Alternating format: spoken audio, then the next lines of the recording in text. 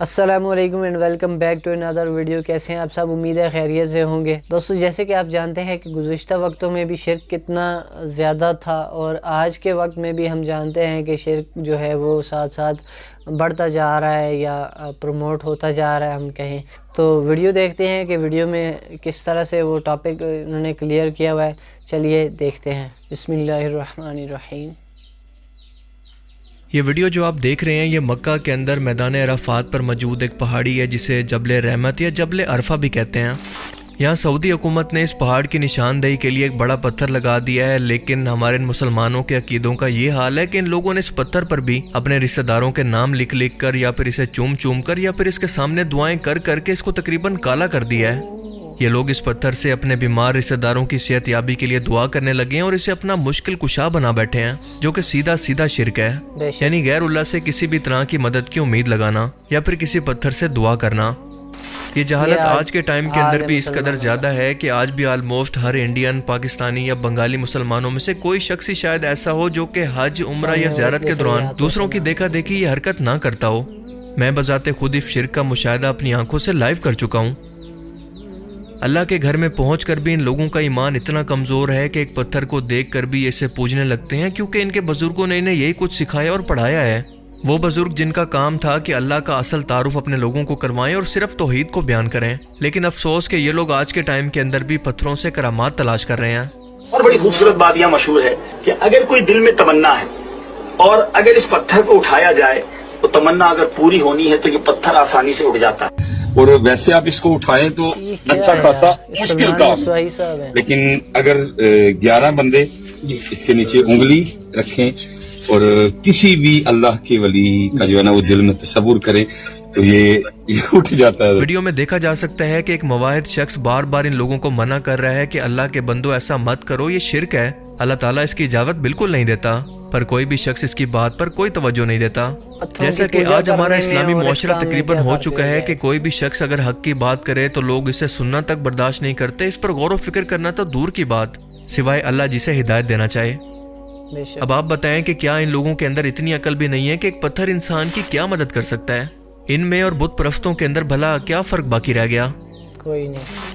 اللہ کے رسول صلی اللہ علیہ وآلہ وسلم نے اپنی ساری زندگی انہی بتوں کی عبادت کو روکنے کے لیے اور شرک کو روکنے کے لیے تو اتنی تکلیفیں برداشت کی۔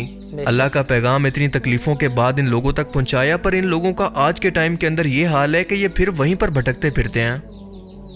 رسول اللہ صلی اللہ علیہ وآلہ وسلم نے حضرت معاذ بن جبل کو وصیت کی تھی کہ اے معاذ، اللہ کے ساتھ شرک کبھی نہ کرنا، چاہے تمہارے ٹکڑے ٹکڑے کیوں نہ کر دیے جائیں، کیونکہ اللہ شرک کو کبھی معاف نہیں کرے گا اور جس گناہ کو چاہے گا اپنی رحمت سے معاف فرما دے گا۔ بے شک۔ سب سے مقدس پتھر یعنی حجر اسود کے بارے میں بھی جس کی تعظیم کا حکم ہے، اللہ کے رسول بھی اسے ایک پتھر سے زیادہ کوئی اہمیت نہیں دیتے تھے۔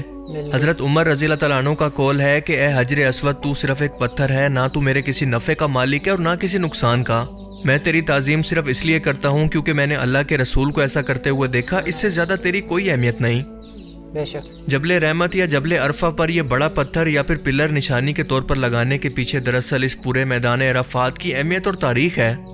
عرفہ عربی زبان کے اندر اونچی یا نمایاں جگہوں کو کہتے ہیں اور اسی لیے اس پہاڑی کا نام بھی یہی پڑ گیا۔ اس کا ڈایا میٹر تقریباً 100 میٹر ہے اور یہ تقریباً 60 میٹر اونچی ہے۔ یہ ہلکے سبزی مائل چھوٹے بڑے پتھروں اور بھربھری مٹی سے بنی ہے۔ اس پر یہ بڑا پلر اس جگہ پر لگایا گیا ہے جہاں پر نبی پاک صلی اللہ علیہ وآلہ وسلم کی اونٹنی قصوہ حجۃ الوداع یعنی آخری حج کے خطبہ کے دوران کھڑی تھی، اور اللہ کے رسول نے اپنا الوداعی نصیحتی پیغام لاکھوں مسلمانوں تک پہنچایا۔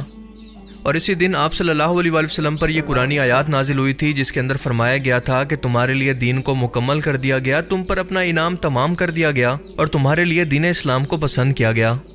سورہ المائدہ کی اس آیت نمبر 3 کے اندر مسلمانوں کو 3 خوشخبریاں سنائی گئی کہ اسلام اب مکمل ہو گیا ہے، قرآن یعنی اللہ کا پیغام بھی پورا ہو گیا اور اب قیامت تک صرف ایک ہی دین ہوگا یعنی دین اسلام۔ ان قرآنی آیات کو سن کر صحابہ کرام کو اندازہ ہو گیا تھا کہ شاید یہ رسول اللہ صلی اللہ علیہ وآلہ وسلم کی زندگی کا آخری حج ہو، کیونکہ آپ صلی اللہ علیہ وآلہ وسلم بار بار یہ فرما رہے تھے کہ اے لوگوں، مجھ سے مناسک حج سیکھ لو، کیونکہ شاید آج کے بعد میں تمہارے ساتھ کبھی حج نہ کر پاؤں۔ ایک حدیث مبارکہ میں آیا ہے کہ رسول پاک صلی اللہ علیہ وآلہ وسلم نے عرفہ کی شام کو میدان عرفات کے اندر امت کی مغفرت کی دعا مانگی اور بڑی گریہ و زاری کی، جس کے جواب میں رحمت الہی جوش میں آئی اور ارشاد فرمایا کہ میں نے تمہاری تمام دعائیں قبول کر لی اور جو گناہ میرے بندوں نے میرے کیے وہ تمام کے تمام معاف کر دیے، البتہ جو ظلم انہوں نے ایک دوسرے پر کیے ہیں اس کا بدلہ پورا لیا جائے گا۔ مسجد نمرہ میں نبی پاک صلی اللہ علیہ وآلہ وسلم نے عرفہ کے دن ظہر اور عصر کی نمازوں کو ملا کر پڑھا۔ جبل رحمت کے چاروں طرف میدان عرفات ہے اور روایات کے اندر آتا ہے کہ قیامت کے روز پوری دنیا کے انسانوں کو اسی میدان عرفات کے اندر جمع کیا جائے گا اور ان کا حساب کتاب ہوگا، کیونکہ اسی میدان کے آس پاس تمام جگہ کو کوٹ کوٹ کر برابر کر دیا جائے گا۔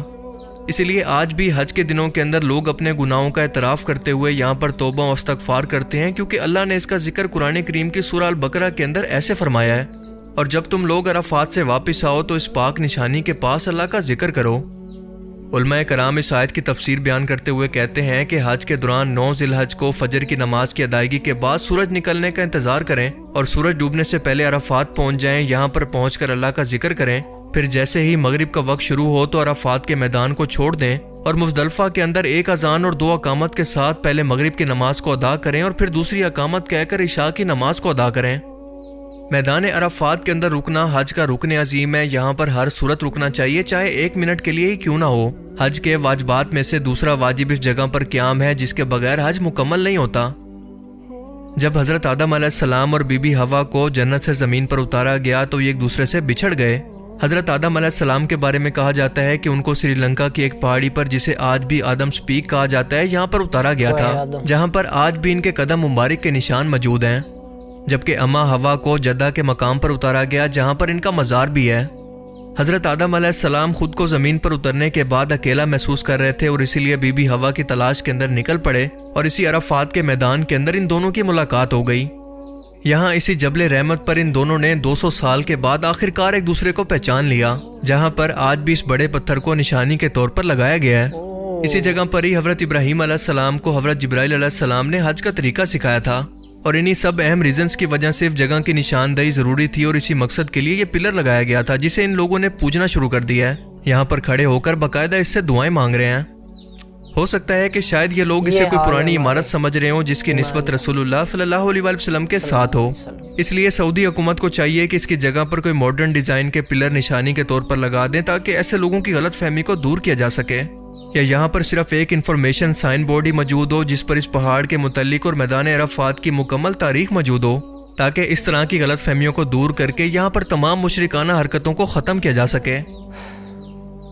اللہ تعالیٰ سے دعا ہے کہ وہ ایسے لوگوں کو ہدایت دے اور ان لوگوں کو علم دین سیکھنے کی توفیق عطا فرمائے۔ اللہ تعالیٰ ہمیں سمجھنے کی اور نیک عمل کرنے کی توفیق عطا فرمائے، آمین۔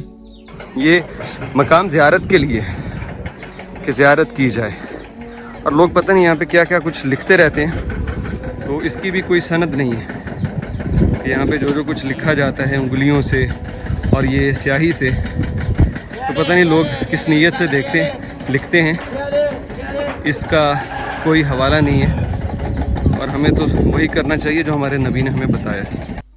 بے شک جی۔ تو پیارے بھائی ویڈیو آپ نے دیکھیں اس میں مجھے جہاں تک لگتا ہے تو وہ سب علم کی کمی کی وجہ سے ہوا ہے۔ یہ ہمارے مسلمانوں کو کیا ہو گیا ہے کہ جو علم سے ہم دور بھاگتے ہیں، یعنی اگر کسی نے علم حاصل کیا ہوگا، جس کو پتہ ہوگا کہ یہ پلر کیوں لگایا گیا ہے یا پھر یہ اس کی تاریخ کیا ہے، کیا وجہ ہے اس کی، تو وہ ضرور بھی مطلب اس کو کبھی پوجے گا نہیں، یا اس سے دعا نہیں کرے گا، یا اس پہ مطلب نام لکھ کے وہ اس کی عبادت نہیں کریں گے۔ عبادت ہی سمجھے، میں تو اس کو عبادت ہی سمجھوں گا۔ تو اگر ان کے پاس اتنا علم ہو کہ یار یہ پلر کیوں ہے، یا مطلب اس کی تاریخ ہے، کوئی وجوہات ہیں، کیا وجوہات ہیں، یہ پلر خاص نہیں ہے بلکہ یہ خاص وجہ سے لگایا گیا ہے، یہ چیز خاص ہے، تو یہ چیز مطلب کسی کے مطلب مائنڈ میں نہیں ہے، تو اس وجہ سے یہ سب ہو رہا ہے۔ یہ شرک کہاں سے آیا؟ دیکھیں لا علمی کی وجہ سے آیا ہے۔ اب انسان کا اتنا عقل بھی کام کرتا ہے کہ دیکھیں وہ خدا اللہ تعالیٰ جو ہے مطلب کہ وہ بغیر مطلب پتھروں کے بغیر بھی وہ سنتا ہے، آواز سنتا ہے۔ ہمارا یقین ہے، مسلم سارے اس پہ مطلب ایگری کرتے ہیں، اس پہ یقین رکھتے ہیں اس بات پہ کہ اللہ تعالیٰ ڈائریکٹ ہماری آواز سن سکتے ہیں۔ وہ تو خالق ہے، وہ مطلب کچھ بھی کر سکتا ہے، مطلب کہ انڈے میں سے وہ مرغی کو پیدا کرتا ہے، ہمیں بھی دیکھیں اللہ تعالیٰ نے پیدا کیا، کس طرح سے پیدا کیا یہ ہم جانتے ہیں۔ اللہ تعالیٰ قرآن پاک میں فرماتے ہیں کہ اور ہم نے تمہیں ایک گندے قطرے سے بنایا۔ دیکھیں اللہ تعالیٰ اگر ہمیں بنا سکتے ہیں تو وہ ہماری باتیں بھی سن سکتے ہیں، وہ ہمارے دلوں کے راز بھی جانتے ہیں، تو ہم جس طرح عبادت کریں گے وہ اللہ تعالیٰ مطلب اس کو سنیں گے۔ دیکھیں یہ چیز پتھروں میں یہ چیز مطلب آئی نہیں ہے، کہیں پہ لکھی نہیں ہے کہ پتھروں سے یا پتھروں کو اٹھائیں تو یہ ہو جائے گا وہ ہو جائے گا، یا پتھروں کو چومیں یا اس پہ نام لکھیں، یہ کچھ نہیں ہے۔ تو ہمیں اس چیز پہ زیادہ سے زیادہ غور کرنا چاہیے اور استغفار کرنا چاہیے، اللہ تعالیٰ سے دعا کریں ان لوگوں کے لیے جو کہ اس کام میں مبتلا ہے، جو کہ شرک کرتے ہیں۔ شاید ہمارے اندر بھی کچھ ایسی خامیاں ہوں گی، ہم اپنے لیے بھی دعا کریں اور دوسروں کے لیے بھی دعا کریں، اللہ تعالیٰ جو ہے ہمارا اور سب کا ایمان پختہ کریں اور ہمیں شرک سے بچنے کی توفیق عطا فرمائیں۔